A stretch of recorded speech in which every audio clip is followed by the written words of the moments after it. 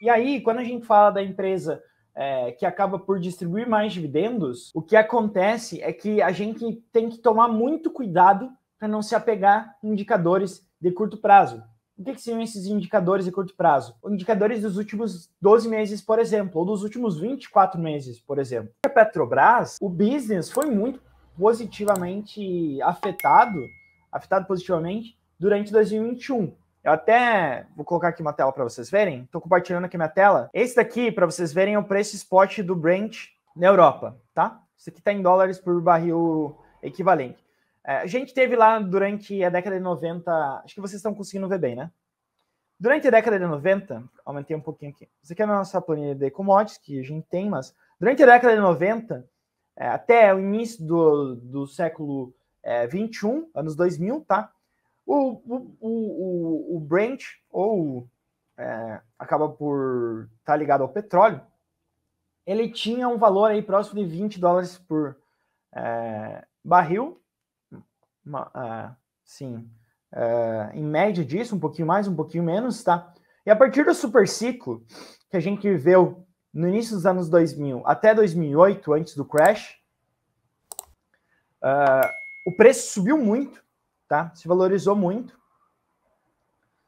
chegando aí a um pico um pouquinho acima de 140 dólares, próximo de 150 dólares. Ótimo.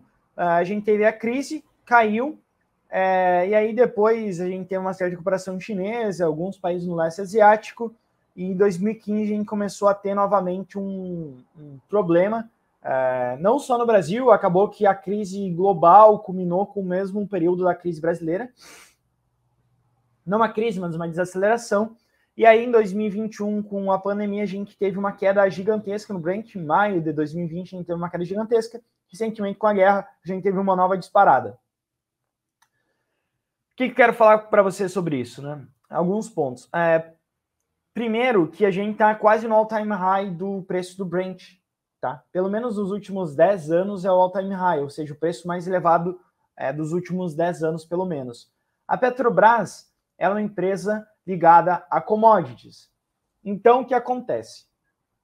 A produção dela é mais ou menos fixa, tá? Tem alguma certa elevação, etc., mas a produção dela não é tão elástica quanto o preço, tá? Então, como vocês podem ver, o preço, ele saiu de 20 dólares em maio de 2020, em 2 anos depois, ele multiplicou por 7 praticamente. A produção dela nunca vai fazer isso. Então, o que acontece é que ela tem uma certa volatilidade nos seus resultados devido ao preço do Brent. Em períodos que o Brent está muito favorável, os preços estão muito favoráveis para a companhia ela gera muito caixa. Tá?